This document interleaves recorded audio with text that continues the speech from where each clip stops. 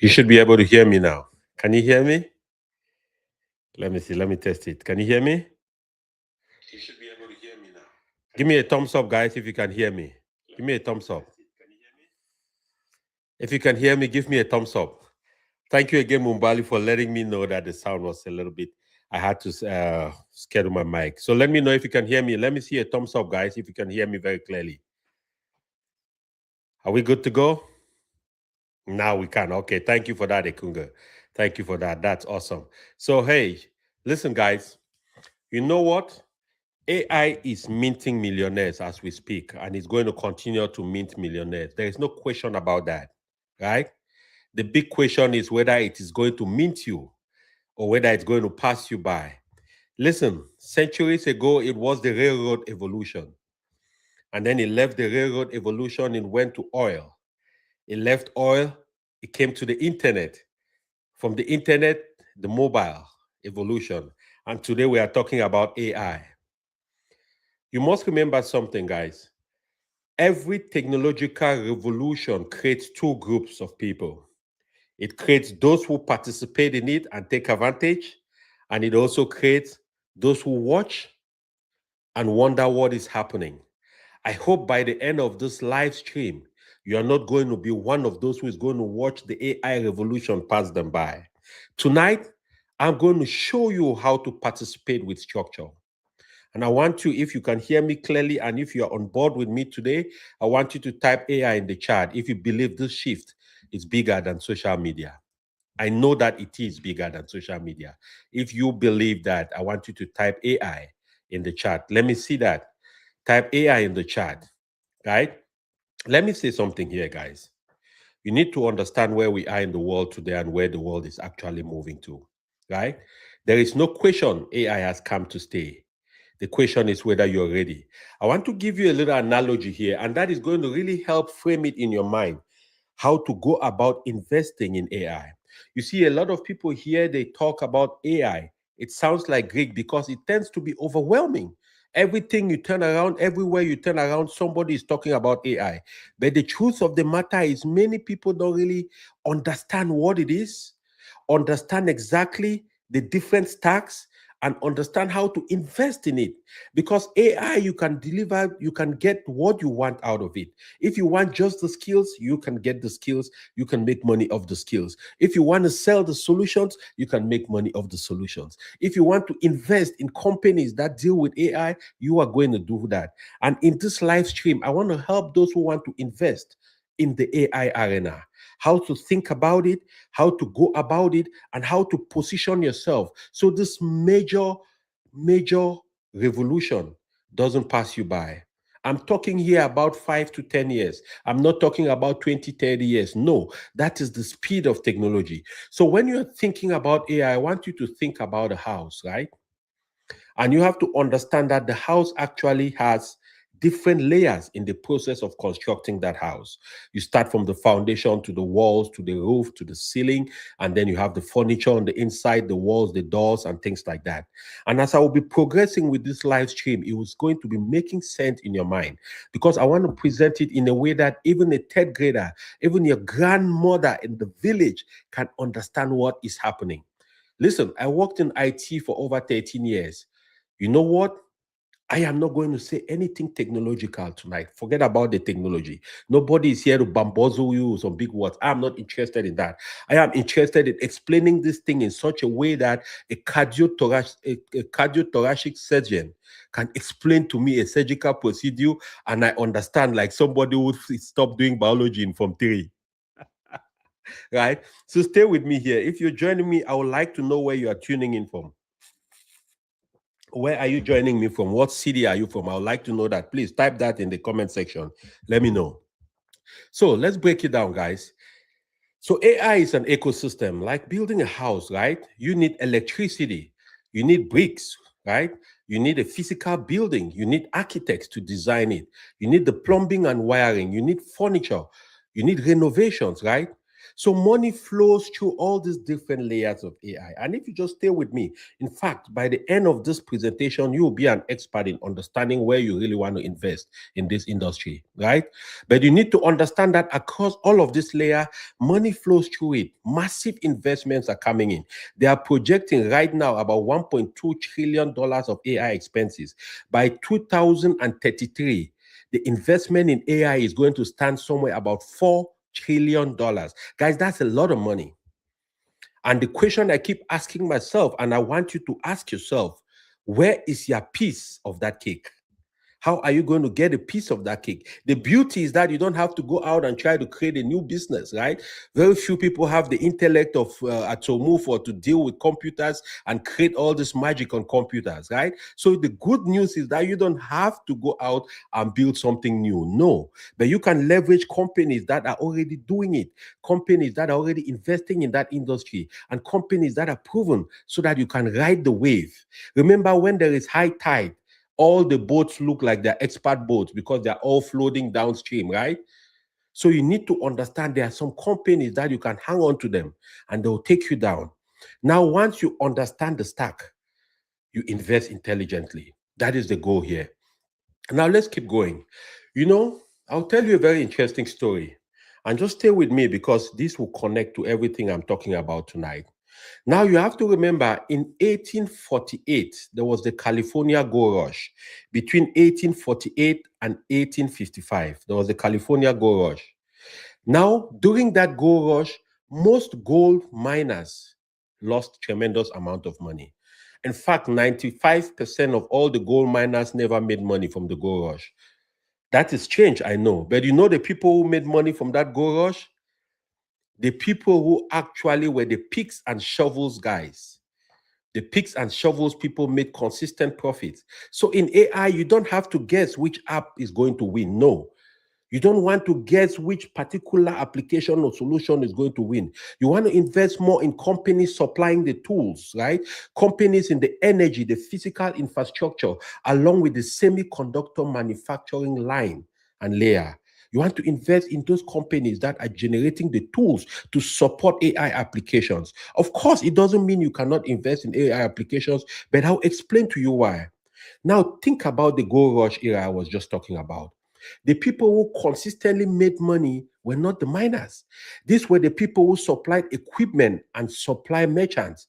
That is where a company like Levis Strauss started from in the 1850s. It started in 1849 or so, 1852, sorry. Because Levis was a company supplying the miners with overalls and jeans to protect them while they were mining. Right? You have companies like Wells Fargo that started in 1853. Wells Fargo, which are the banking and the financial service companies, these are the guys who were supplying the tools to support the industry, and they made a lot of money. You have companies like transport and infrastructure. So like Union Pacific, you've heard about Central Pacific. These companies are both railway companies, right? They are the ones who are moving people down west from all over the United States to go west to California to try to get gold. Landowners and service providers. So when you're thinking about AI, right, think about this group of people I am just talking about. They sold tools, they moved money, and they built infrastructure. They bought up mining supplies, they bought up mining licenses, and they sold them to gold seekers. And then they became some of the first millionaires and billionaires of that era. So what does that mean to you listening to me right now, right?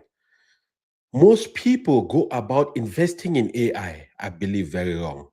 Most people are thinking about investing in AI from the top shelf, which means from the AI application level, which means thinking about companies that provide the front end interface that you deal with on a daily basis. But I'll explain to you something, right? Most of the AI applications are going to be a little bit more speculative because it is going to be a dime a dozen. The competition is going to be tight.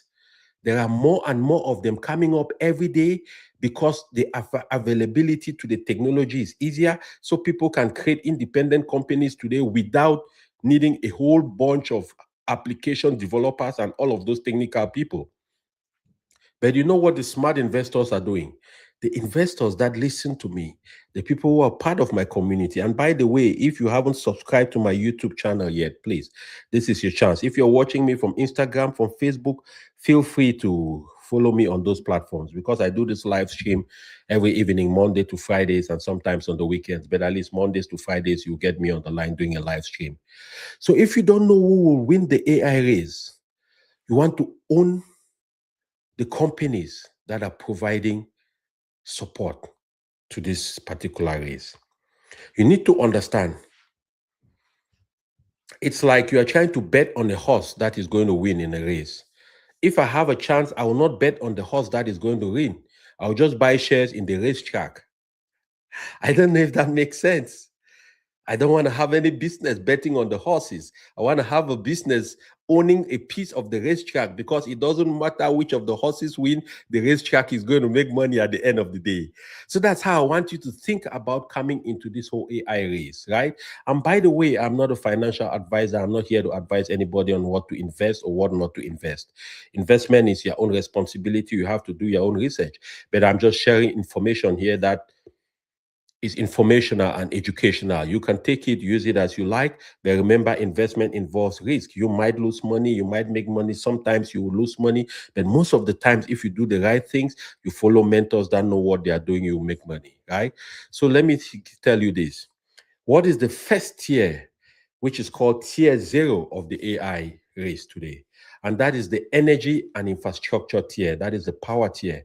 Now, think about it this way, right? When you plug in your phone and there is no electricity, what happens? Nothing works.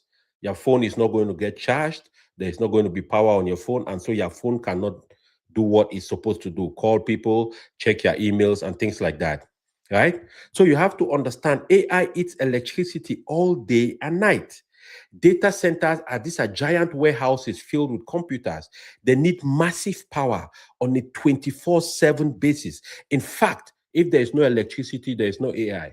If you've been paying attention to the news, you will be hearing a lot of talk around bringing nuclear power back and trying to open some more power plants so that AI companies and AI data centers can have sources of electricity.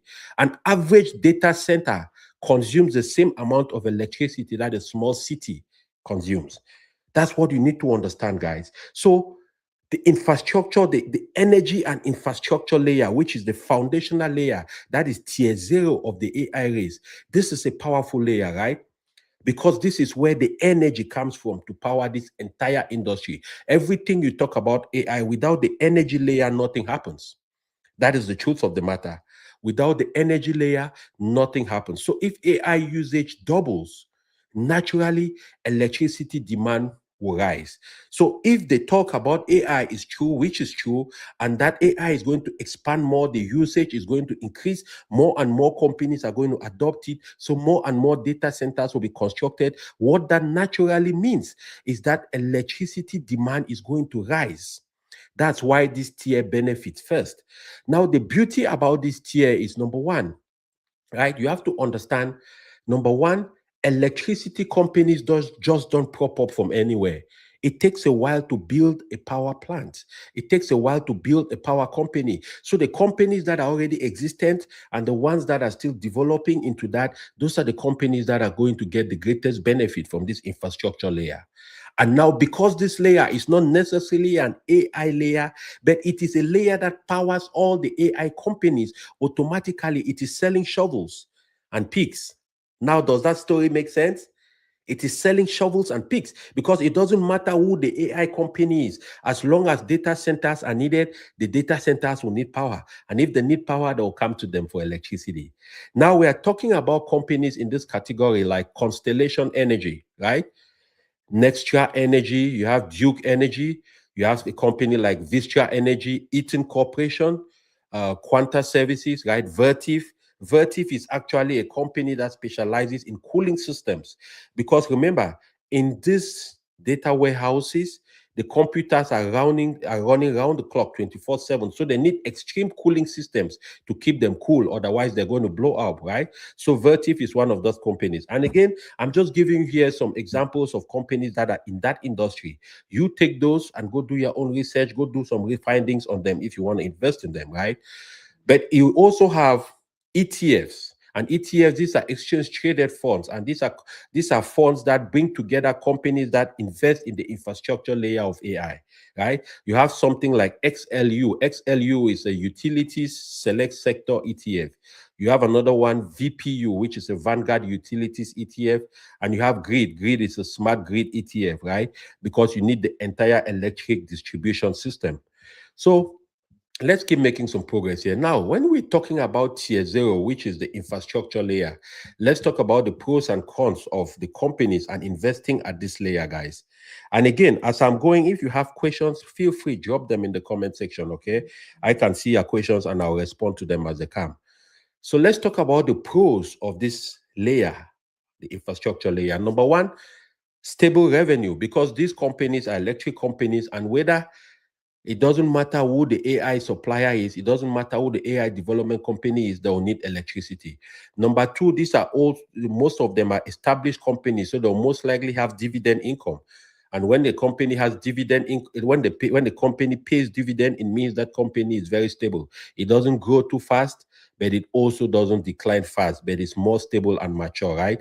There is lower volatility, which means there is lower variation in the price of those companies because they don't shift too fast. It's not like a fast growing technology company that could rise by $30 and fall by 40. No, nothing like that. Or like Bitcoin that rises by thousands and falls by thousands, right? The volatility is very low. And because AI demand is increasing, that is a tailwind for this industry, because even though they are supplying electricity to everyday use, they will have a new set of clients now from that industry. And so it is projecting that they will be growing over time as AI demand grows.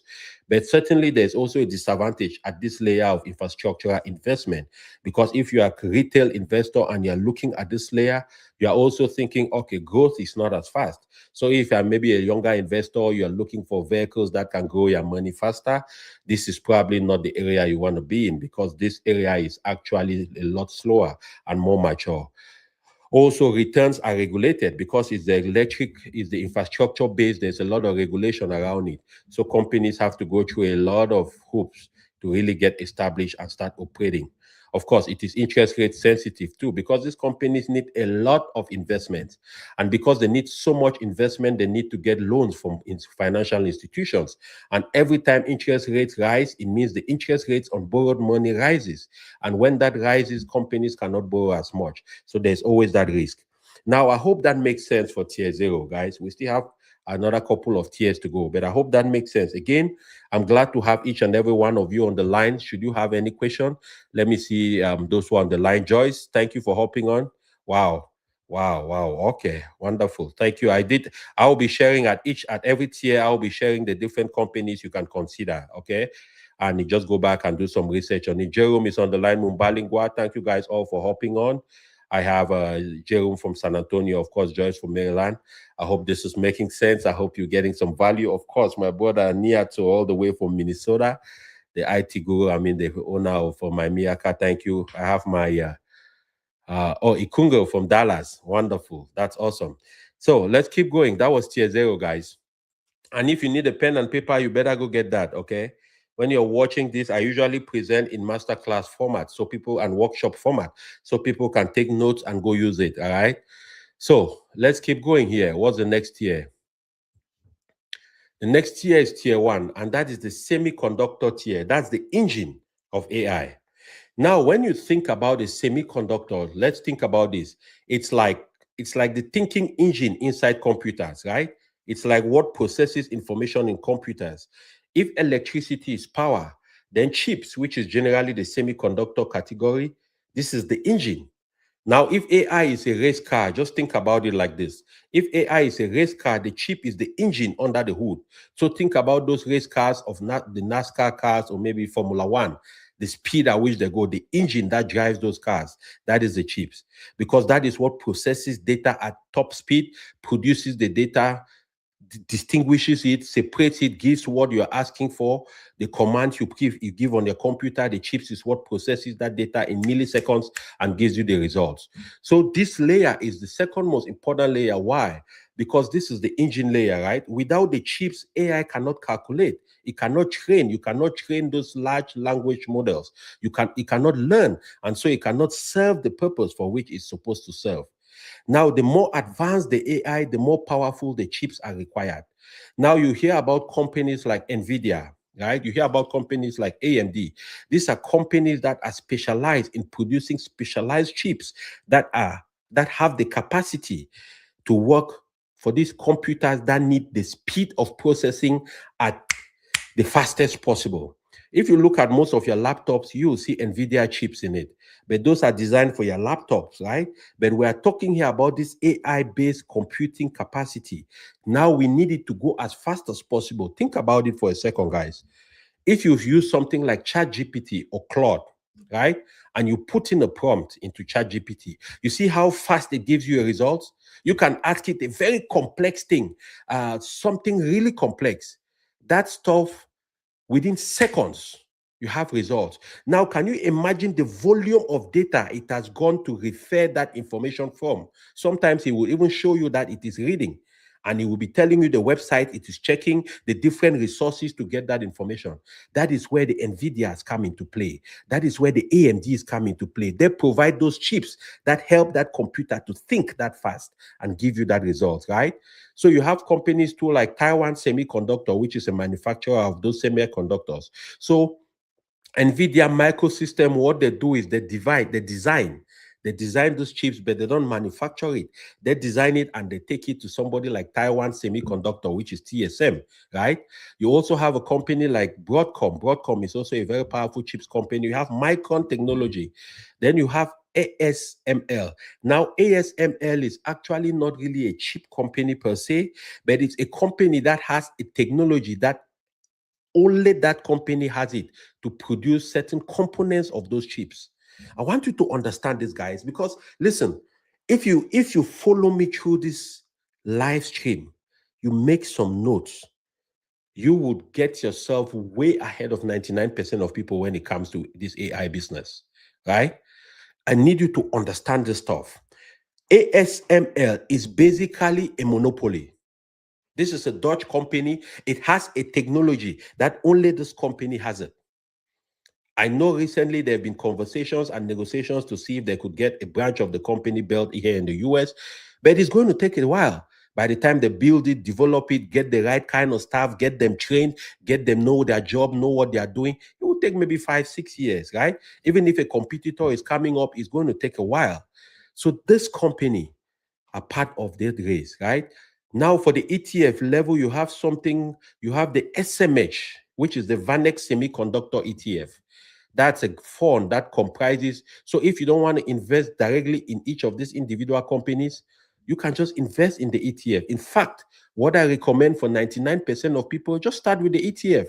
Don't try to get into individual shares, because individual companies, you need to do a lot of research. You need to know which one is going left, which one is going right. You need some expertise. And the risk is exponentially higher because you are putting all your eggs in one basket. But if you are investing in a fund, it's an ETF like SMH, which is the Vanex Semiconductor Fund, which specializes in holding all companies that are associated with the production and the distribution of semiconductors, automatically you'll be investing in all the individual companies at the same time. I want you to understand me here, guys, right? Again, it's your choice, but that's how I go about the business. And for transparency reasons, SMH is an ETF I have in my portfolio. I believe in it because it comprises all the individual semiconductor companies which form part of this tier one, right? You have something like SOX, iShares Semiconductor. You have XSD, which is equal weight semis. That is another one too you need to look at, right? So again, just note these things, go back and do some research. Now, the semiconductor tier, you have explosive growth, of course, because these are fast-growing companies. We have seen that somebody who invested $15,000 in NVIDIA about 15 years ago, it will be worth about $4 million today. So these are companies that grow exponentially fast, but at the same time too, there are companies that can also dissolve, right? Most of them are pretty solid. The ones that I've mentioned are solid companies. They are not going to disappear anytime soon, I don't believe. But again, you have to always remember that one of the pros is that it's fast growing Another thing is that it's directly leveraging AI. The chips are directly in AI based computers. So it's not like they are in the periphery. These guys are involved in the day to day. Now, they also have pricing power. And the reason why they have pricing power is because they are specialized and there are not too many of them. So they can really determine how much the market should pay for them. Now they also have very high margins because between their production cost and what they sell the chips for, the difference is very high. So they have a lot of profitability in the middle. So those are some advantages for these companies at this category. But you also have to always remember it always comes with risk, right? There is also some disadvantages because there is high volatility because these are fast growing companies. They keep reinvesting a big part of their profits after paying, you know, they keep reinvesting a big part of their profit. So the prices will go up, which means when the price of the stock goes up, you as an investor, you're making money because the difference between what you bought the share at and the present price is growing. But there's also high volatility because as fast as it grows, then it can drop too easily depending on market conditions. It's also cyclical sometimes because again, it's AI. Today, nobody knows the future. Nobody knows a crystal ball. Nobody knows what is going to happen in 10 years. We can just speak based on history, historical facts, and where the world is moving by, by the behaviors of human beings and where technology is going. But nobody can speak with certainty. So you must always understand there's always that risk. There's also geopolitical exposure. Recently, you saw how Nvidia was used as a power play between Donald Trump and China, right? He ordered that Nvidia could not supply chips to China. China banned Nvidia chips from coming in and all that different stuff. So powerful companies like this can be used for political play. There is also that political risk and valuation swings. Valuation swing risk basically just means the company valuation is basically the price of a company share times the number of shares that are available out there, including the goodwill of the company. That's how they kind of evaluate the company. And then they also take into consideration company revenues, profits. They take into consideration how much sales the company makes and all those different things. So the valuation can always vary depending on how much sales they make, how successful they become, and things like that. So there's always that risk. But generally, that is tier one. The tier one is the semiconductor tier, right? Now let's go to tier two. Tier two is actually the house now, right? We started with the foundation. We moved from the foundation. We built the foundation stone. We did the decking. And now we're starting to raise the walls to build the house, right? Now the house is the data center. I want you to think about it this way. Imagine a giant warehouse, right? And this warehouse, instead of being filled with shelves, of goods, like you walk into Costco, for example. Think about how big Costco is, right? You walk into Costco, instead of those shelves and the area selling milk and cheese and bread and all these different things Costco sells, all of that entire building is filled with computers. That's what a data warehouse is, right? And so when you use ChatGPT, when you watch a movie or a documentary on Netflix, when you use Google, when you use Facebook or Instagram, right now we are talking on, YouTube. You're watching me from Instagram, from Facebook. The computers that are processing this data and making it possible for you to watch me a resident in a place called a data warehouse, right? So you are not really using your laptop. You are getting all this information from somewhere else, and your phone or your laptop is just a device that is translating that information and presenting it to you as a video that you're watching me speak live. So you are connecting to a building somewhere in the world full of servers, right? And that building is a data center. So if semiconductors are the engines, data centers are actually the garage holding those engines, right? So the foundational layer is the car. Now the infrastructure, the electric, the power layer is the car. The semiconductor layer is the engine, and then this data center layer now is actually the garage. That is where the car parks into, right? That is where all the AI computers park into. And you have to understand something. The AI models have to live somewhere, right? Because these are computers that have to process those models, right? And that somewhere costs billions to build. In fact, There is a company building a new data warehouse in Dallas. I think three or four of them. Dallas is a hot place for data warehouses. I don't know why they choose that, even though Texas is so hot. I don't know. Their cooling costs might even triple. But for some reason, they're investing a lot in data centers in the Dallas area. And just one of them, they're estimating about a $12 billion investment to build that thing. And that is just one tiny one. That's not even a big one. That's a tiny data center. So when you think about the data warehouse, you're thinking about these massive locations. And now when you start thinking about these massive warehouses, what is the first thought that should come to your mind? Now you are talking about real estate. You're talking about actual buildings, and these actual buildings have to be owned by somebody. The land has to be owned by somebody. The building has to be owned. The mortgage on that building, the lease on that land, whatever it is, right?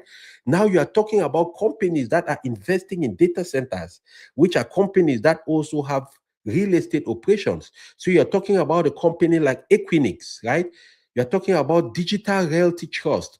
These are companies that are big on the data center business. Even Amazon is big in the data center business, right? Because Amazon has the largest cloud support, well, the largest cloud company, right? So basically, most companies run their businesses on Amazon technology, which is called AWS,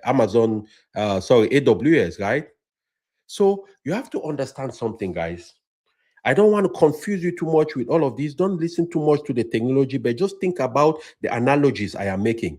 Because when you understand those analogies, it's easy for you to understand what's going on, right? So you have companies like even Microsoft, Google, all these are cloud companies, but they also have a lot of huge, significant data warehousing installations, right? Now you also have for the data warehouse companies, you have ETFs like DTCR, that is the Data Center Real Estate Investment Trust ETF. So if you want to invest in companies that invest in data centers, you don't want to spend time researching them, you don't want to spend time knowing what companies they are, you can just buy an ETF like DTCR. You can buy an ETF like SRVR. That is also a data center real estate investment trust. And of course, the power of that, the advantage of this tier is that the recurring revenue is there because they keep paying them because those computers are being housed. So it's like most companies have them on a subscription basis. It's like they're paying them rent to host their computers so that there's recurring revenue coming in. They are the infrastructure backbone, so they are going nowhere. They're always going to be there. They also have long-term contracts. They usually sign 20, 30-year contracts because nobody is going to be investing $12 billion to build a data center for companies to just come and sign 1-year contracts with them. You have to commit to them that you are going to be paying them rent for 20, 30 years so they can recuperate their money. So it's these data warehouses can be comparable to things like toll companies. Remember, toll companies basically, when they are building a toll road, the government usually takes a loan called a bond from the community with a commitment to pay those bonds in 10 years because the toll road companies that are going to build the toll road, they commit that they are going to build the road, manage it for 10 years, recuperate their money, for 10 or 20 years, recuperate their money, and then hand it over to the government. So this is how data warehouses operate. The advantage of investing in a data warehouse tier is that they have regular and recurring revenue coming in. Infrastructure is the backbone, so they are going nowhere, right? They have long-term contracts. Most of their clients are signing long-term, and they have real asset exposure. So it's not some some intellectual property we are talking about here. These are real assets because there's a building and this building can be sold. This building can be used for something else. If the data center doesn't work out after 10 years, they could clear out all those computers and transform that building into a Walmart. They could transform it into a shopping center, something. So it's actually a real estate installation. So that is power. Now, some of the negatives about this tier is it's capital intensive. So the companies that are investing in data warehouses might not have significant profitability yet over a period of time because they need to put in a lot of money in the construction and development of the data warehouses. They are also interest rate sensitive because they need loans from banks to build all these places, right? And they are also dependent on cloud growth. So they are hoping that the cloud growth continues, that expansion in AI continues so they can continue to make money. Now, I hope I need to understand from you guys if this is making sense.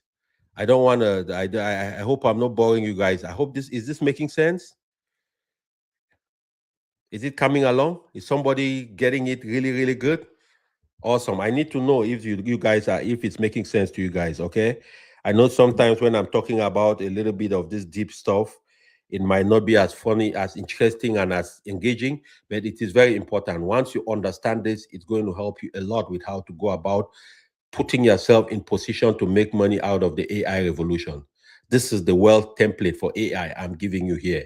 If you don't finish watching this stream, come back and watch it. Share it with people you care about. Bring them on to come and watch it. This is the AI wealth template I'm sharing with you.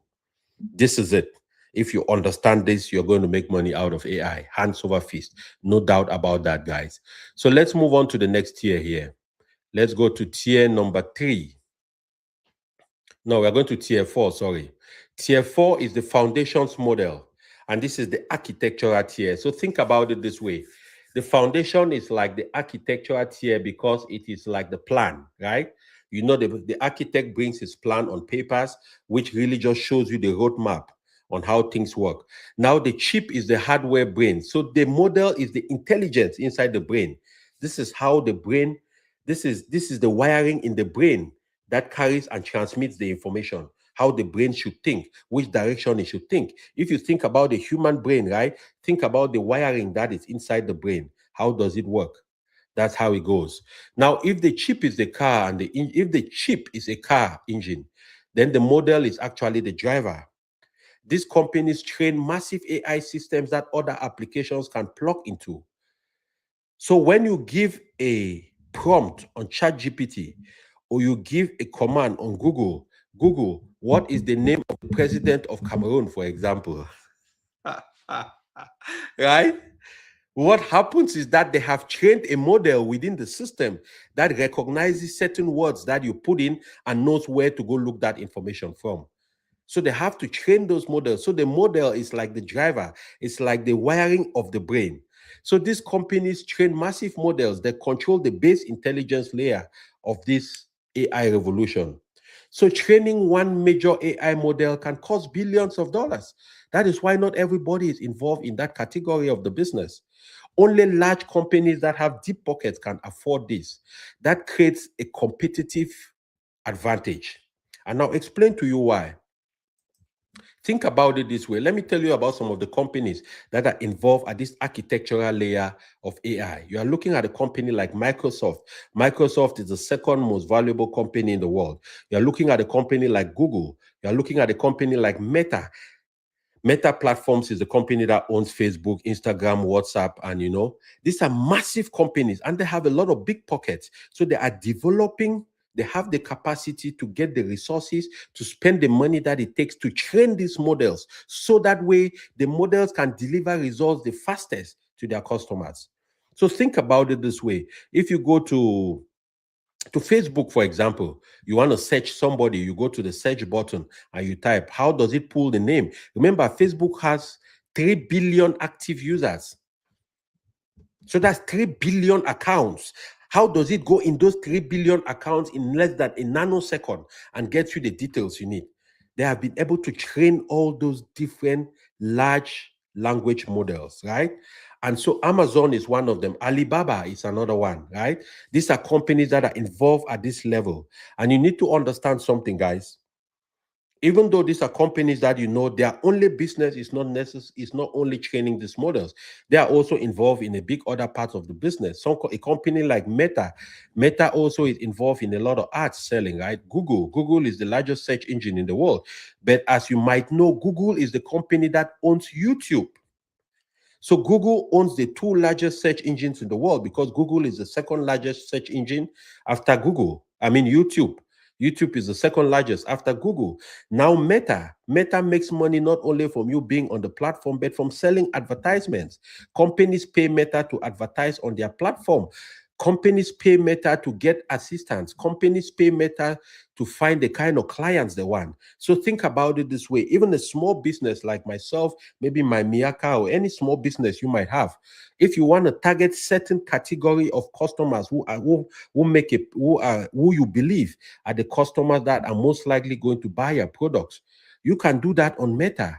You can go to Meta, you can specify the kind of customers you're looking for, and you pay a fee. And they're going to show your advertisement to those kind of customers that you have described. That is how they make money.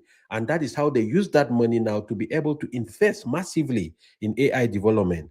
I remember, I think it's about maybe 6 months ago, if you watch that on the news, Meta hired a new 23-year-old young man to become the chief of their AI revolution.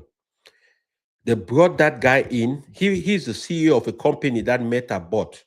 And Meta bought the company, and then they brought him in as the lead of their AI division. And you know how much they were going to pay that young man? They're going to pay him $250 million, I think over 5 years or something.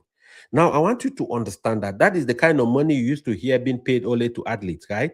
Now they are paying a 23-year-old boy to come and help develop the AI capability of Meta. Now, if they are paying him that much, not too many companies have that kind of money to pull around, right? So they're paying him that much because he's going to help them to fine-tune their models so that they can be competitive now and going forward. So if you're looking at companies to invest in at this level, you're looking at the ones I just talked about, Microsoft, Apple, Meta, Google, but you're also looking at the ETFs at this category. You are looking at ETFs like QQQ, QQQM, right? XLK. XLK is a technology sector ETF. So that, of course, you know what the ETF does. It reduces your risk. So, but the advantage is a lot of companies at this level have massive balance sheets. They have multiple revenue streams. So even if AI doesn't work out completely for them, they are not going to go out of business. Remember, these companies have been existent before now. They've been selling other things. A company like Apple sells phones, it sells iPads. It's just starting to get into AI. A company like Microsoft, 95% of all laptops in the world use a Microsoft software. It's not going to go out of business next week. It's not going to go out of business next year. They have a huge competitive advantage. That is why they are the leaders in that industry. They own a platform dominance, right? They dominate in the platform business. And the platform business is a way by which most companies have been able to leverage the internet by building something called a village square for people, for like-minded people. So they provide platforms. A platform like Facebook, for example, think about it. You know what 3 billion active users means? YouTube has 3.4 billion active users. We have 8.4 billion people in the world. That's a massive number of attention. That's a massive number of people on one platform. Not to talk of Instagram that has about 2.4, right? So these guys have a platform dominance and they have resilience. So it puts them in a good economic situation to be able to exist for a long period of time and provide a certain amount of comfort to investors to know that they are going to be there. On the flip side, one of the risks with this kind of companies too at this category is regulatory risk. They are always under regulatory challenges. Either they have situations where there's been a hack and they lost private data of customers. The government is asking them to provide something, or they didn't do something with regulation. So there's always that regulatory risk. If you remember in the year 2022,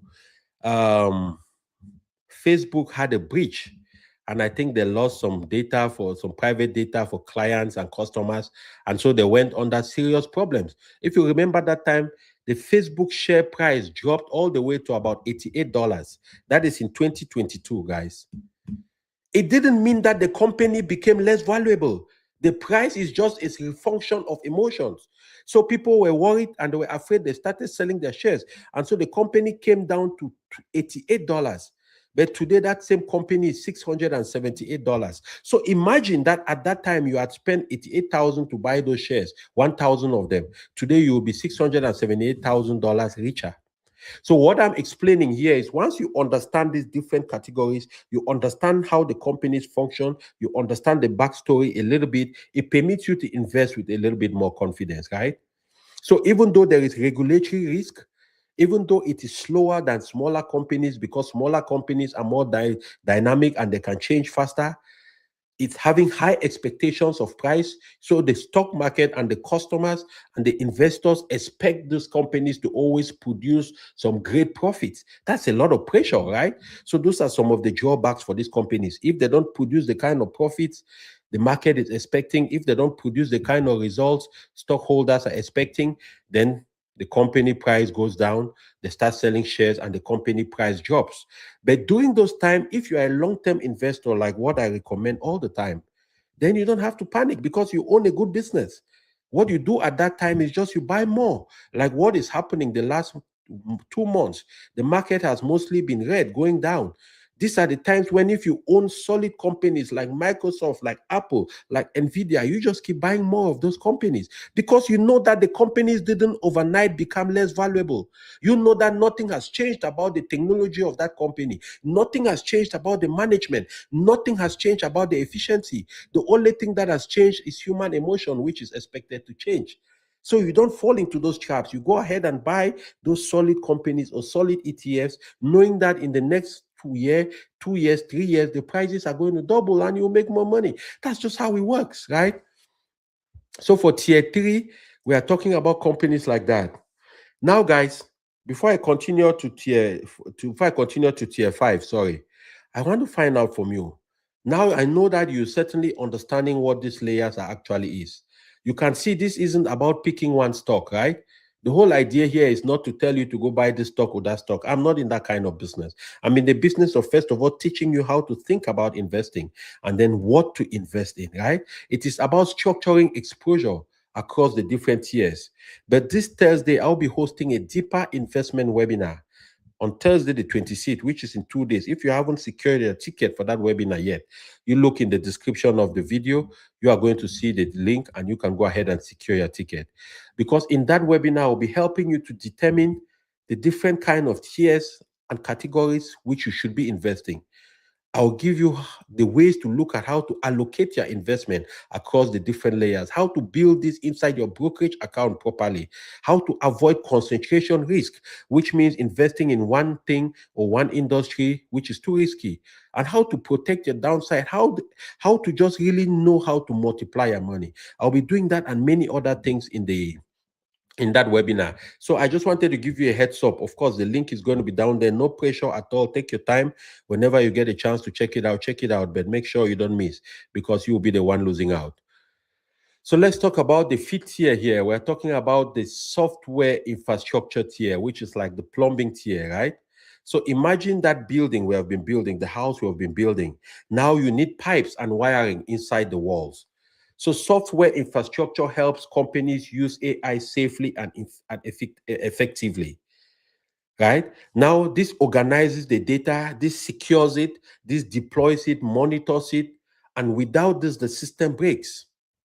Without the software infrastructure, the system breaks. And when you're talking about the software infrastructure, you're talking now about companies like Palantir, who actually leverage the entire AI infrastructure, and then they take that data, organize that data, secure the data, and leverage it in ways that companies and the government can use it to make decisions. Right? You have companies like Palantir. You've certainly heard about that. If not, check it out. You have a company like Snowflake. You have MongoDB. MongoDB is another company in that category. You have a company like Datadog. This is a data company that organizes data.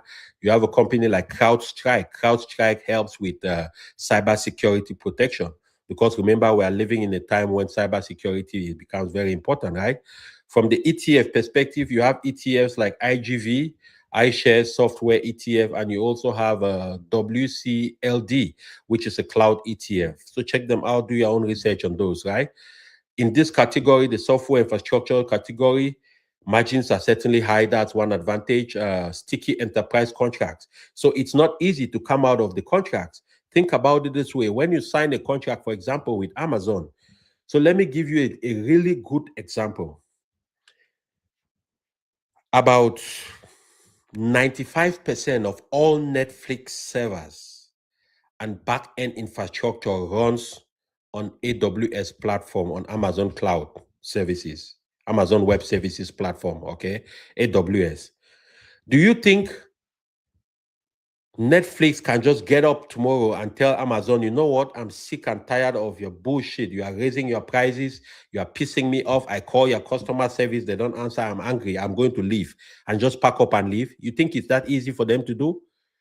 It is not, of course, because they are locked into not only the contract, but the continuity of their business is dependent on running on those platforms. So even if they want to migrate from that platform, it is going to take them years.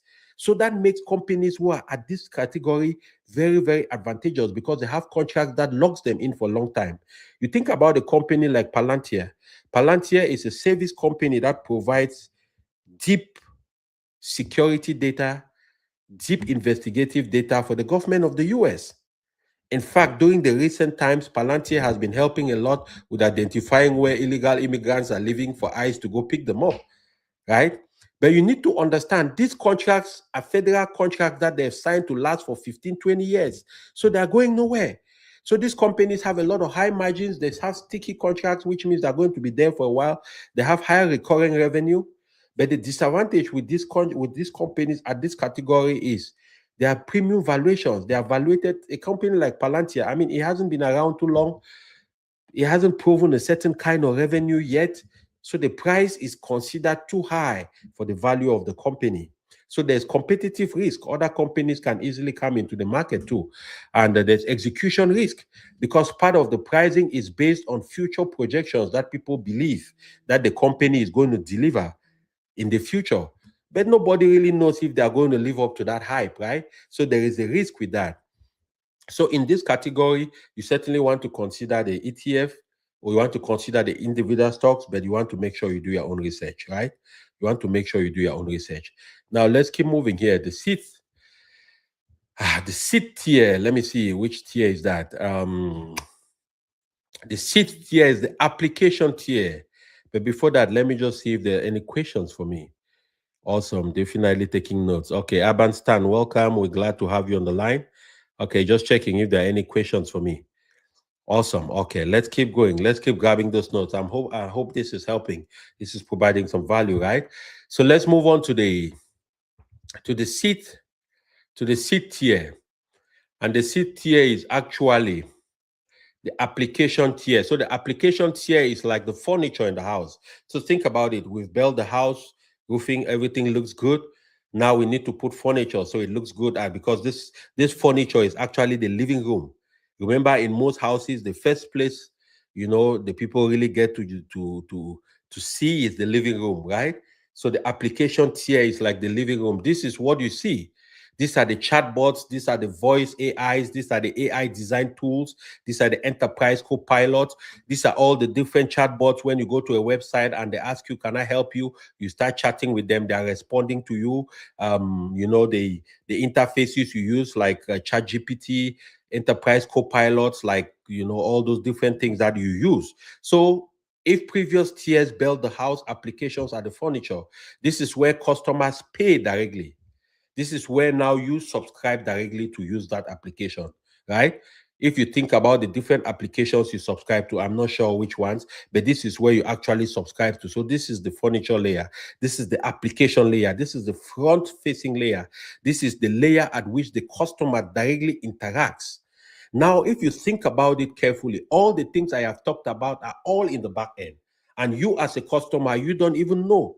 It doesn't matter to you because you don't need that. All you need is to solve the problem you have on the front end as a customer, right? And so the companies that are at this tier are the companies in the AI ecosystem that are solving everyday customer problems, everyday search engine problems, everyday entertainment problems, everyday customer relationship management problems, everyday different problems. So I'll give you examples of some of those companies. You think about a company like Adobe. I'm sure you know Adobe. It's a company that is used for designs and graphics and stuff. You also have a company like CRM, which is Salesforce.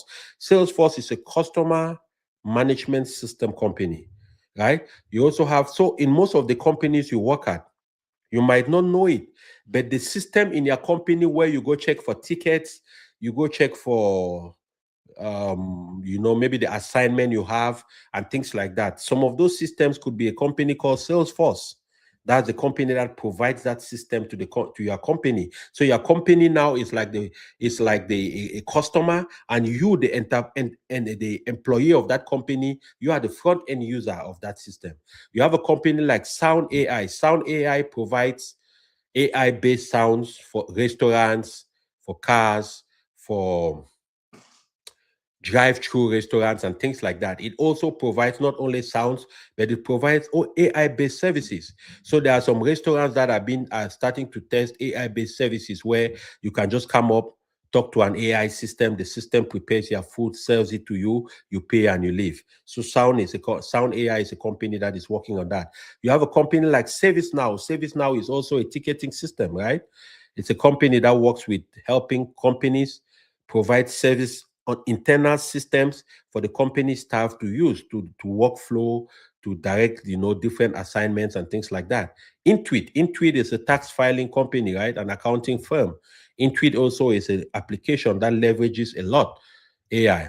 And now, of course, direct monetization is one of the advantage of this layer because you are paying directly to the company. So you are paying a subscription fee.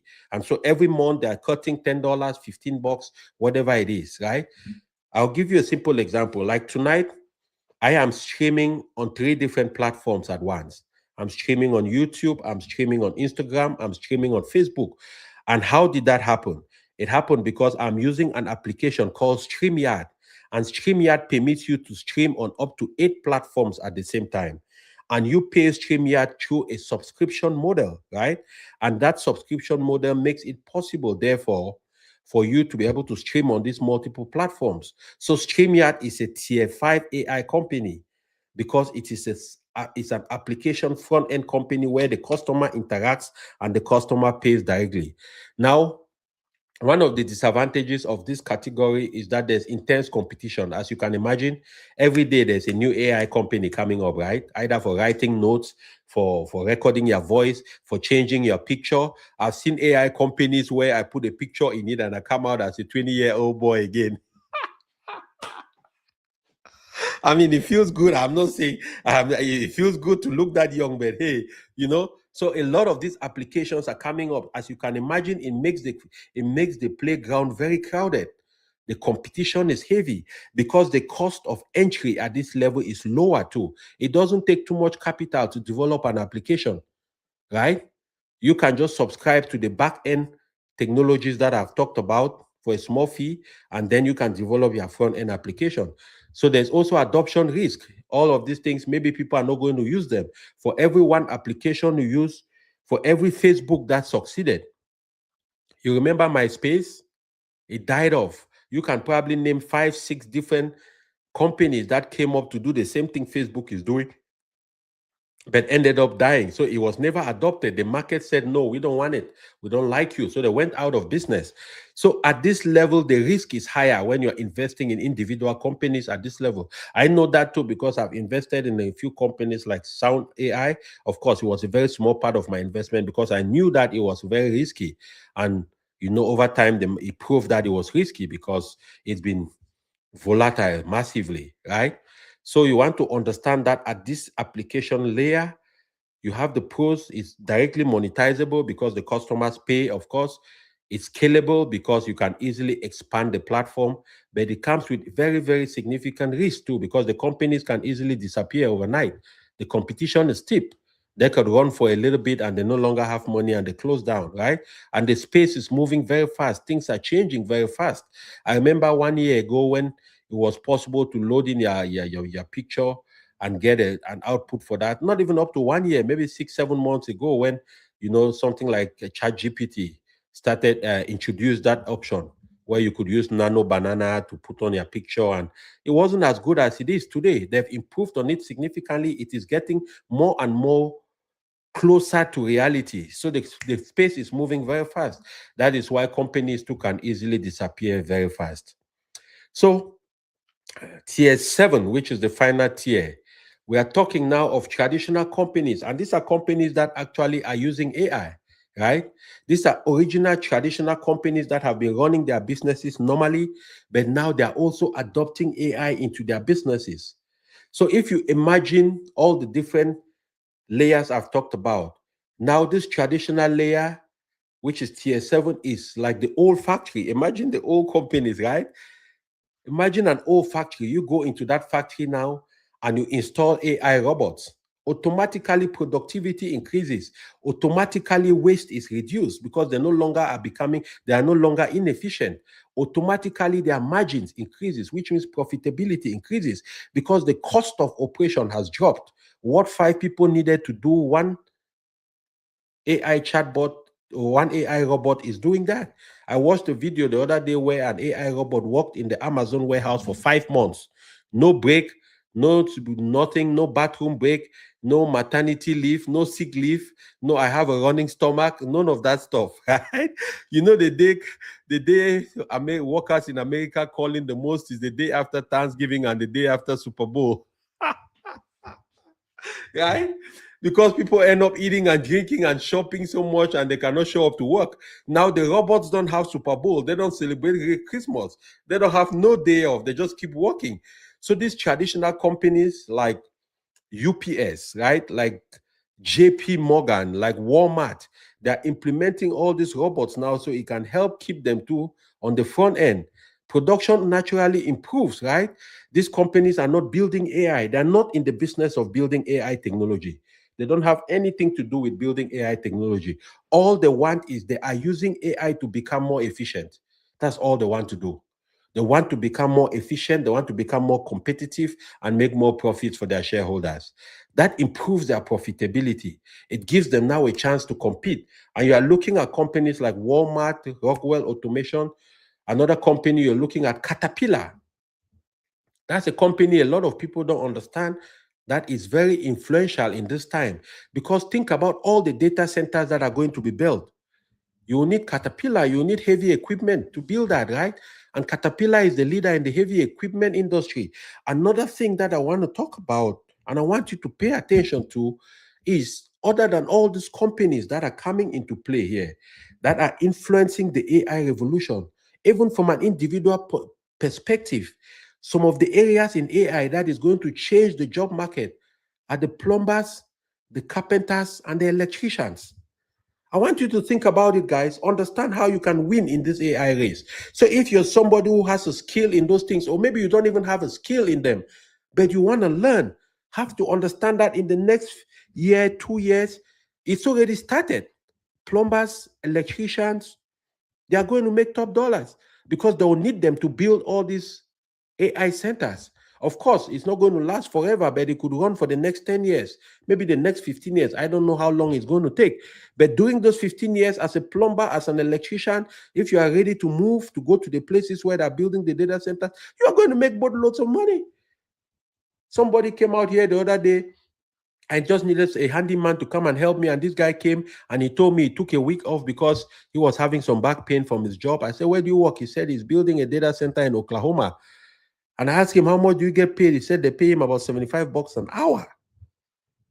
It's no joke here, guys. This is serious stuff. So if you're sitting there, it's something that you're interested in, or it's something you have a skill for, it's something you want to do, understand that there are different layers of this thing. Today, I'm just talking about how to invest in companies that are building the AI ecosystem, how to make money from these companies, how to build wealth from these companies. Now, imagine that you're working for those companies, making money and turning around and using that money with the knowledge I'm giving you to invest on the US stock market for these companies. So you are double dipping. You are making an income and then you are making returns on your investment. That's how you build wealth, guys. You always have to remember your income is going to be your number one wealth building machine. The key thing is how do you duplicate that? That's why the money you make, the money you earn is a seed and not a fruit. You don't earn money and start eating all of it. Once you earn money, the first thing you do, you pay yourself first.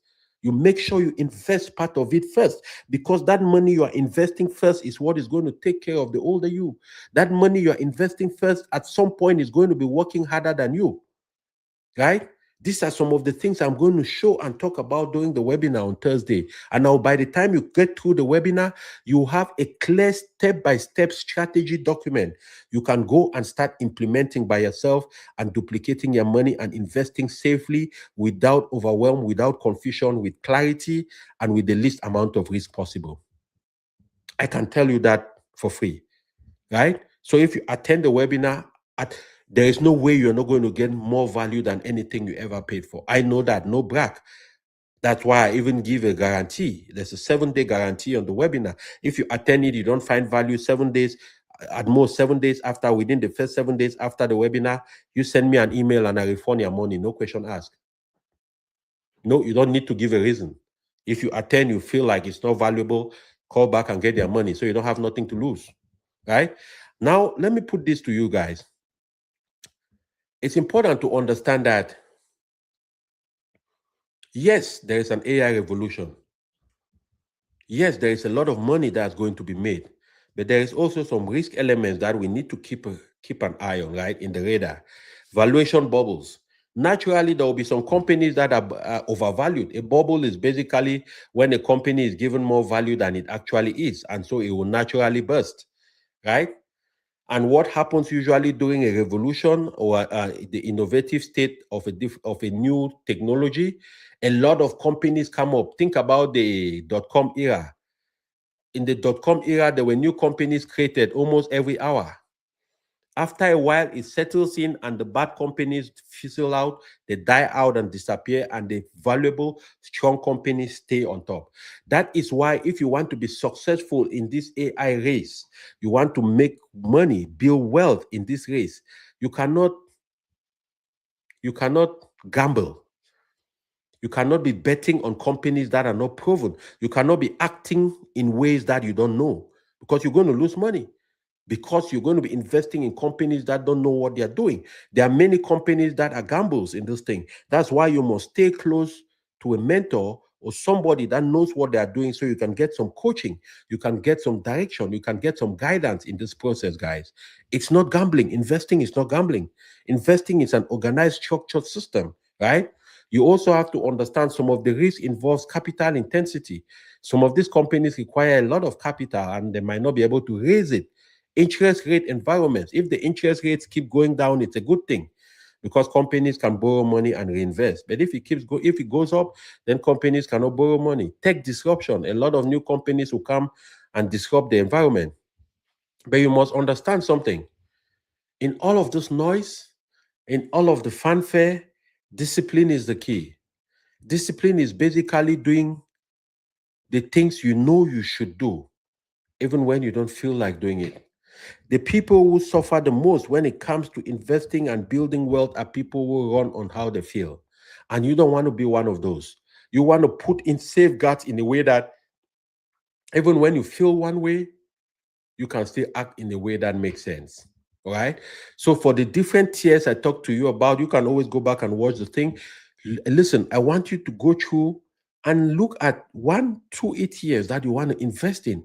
If you haven't started investing, start investing in those, right? Just start by dollar cost averaging. What dollar cost averaging means in, if you have $1,000 to invest, don't just go put it at once.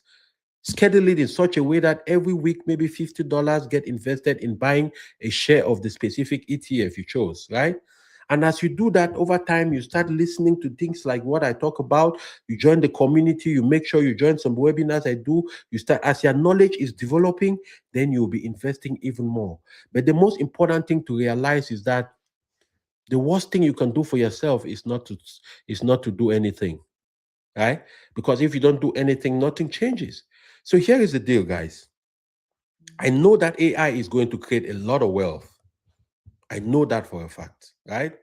It will create significant wealth, but only for those who invest with structure. For those who invest with structure. Because if you want help determining which tier fits your life stage, how much to allocate, what companies to prioritize, how to structure this inside your brokerage account, how to avoid emotional mistakes, let me tell you something. It will be a very, very valuable thing for you. It will be very valuable because you know why? Mistakes are very costly when it comes to investing. Mistakes are very costly because mistakes can take you from a place of relative success to a place of almost complete annihilation, right? So you want to make sure that you align yourself with not only people moving in that direction, but with also solutions that can solve the problem for you. That's why I want to invite you again once more. Let me just give you some more details about about the upcoming webinar, right? I want to give you some details about the upcoming webinar. And if you can see my screen, I'm actually sharing my screen now.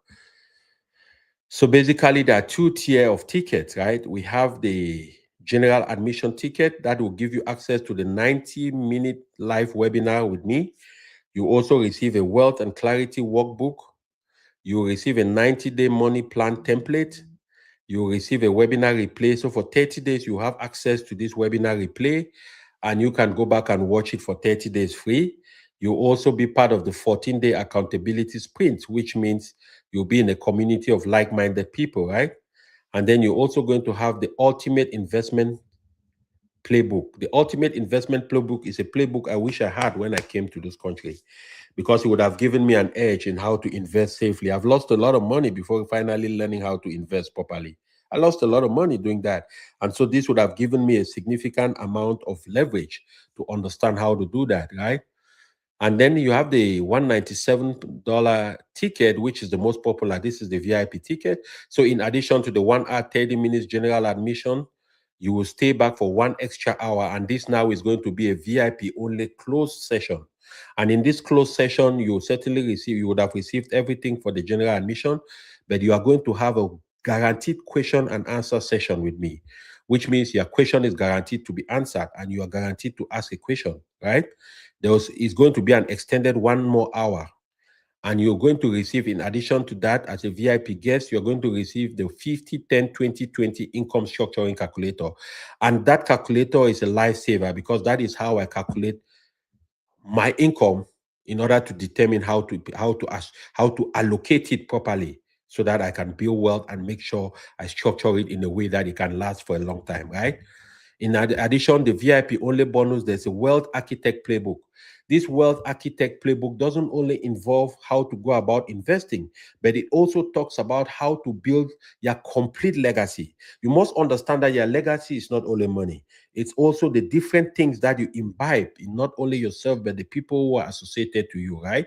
It also involves not only investing, but it involves protection of your wealth. It involves planning. It involves planning for the after you, not only doing you, but for the after you. It also involves tax strategies.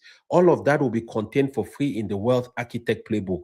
With this Wealth Architect Playbook, which only the VIP people are going to use, this playbook alone is $299. That's how much I retail it for, right? So the reason why I'm doing this webinar is because I realized something. I realized that, number one, most of the people who listen to me are immigrants. And the second thing is that immigrants are the hardest working people in America. But for some reason, we save 5 times more than the average savings rate in America.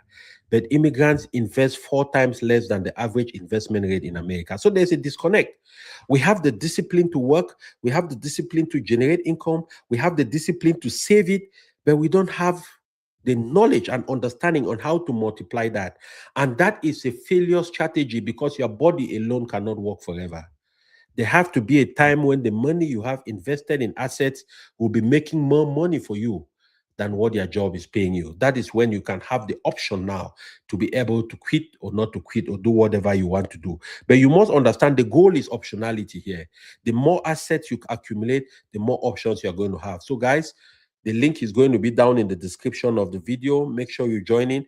We just want to have only 30 people on the seminar. We are almost at the maximum. I just want to make sure I have just people who want it, and also people, I don't want too many people because it's going to be hard to manage a big crowd. So I limited it to a very limited number, just to make sure everyone will get the value they deserve, right? So I will see you on the inside. I know for a fact, a lot of times, of course, 99%, 95% of people will listen and don't take action, and that is fine, right? Nothing, no hard feelings. But the important thing to understand is that the 5% who take action are usually the ones who get ahead, and then the 95% is wondering what happened, right? So it's important to know that I'm looking for people who are serious. I'm looking for people who really want to do something that changes their life, right? We are living in a time today where we cannot pretend to act as if you can just dangle your way through life. There is no way to do that anymore. You have to be intentional, you have to be clear, you have to be organized, and you have to have a strategy and a proven system that delivers value over time. Guys, so I hope to certainly see each and every one of you over at the webinar. And of course, as I said, I do the live stream every night. So um, join me tomorrow night for another episode of the live stream. But most importantly, before I let you go, I want to remind you that you are certainly capable, that you are certainly smart enough, that it doesn't matter what circumstances spoke upon your life to make you believe that you don't have what it takes, that you're not courageous enough, that you might not know what you're doing. I really believe deep in my heart that you are capable, that you're smart enough, that you're strong enough, and that you are really born to deliver on something significant for your destiny. So as you go out there, be well, be blessed, and by all means, never stop being a blessing to somebody. And until the next live stream, I will see you on the inside. Until the next one, take care of yourself and never forget you are enough.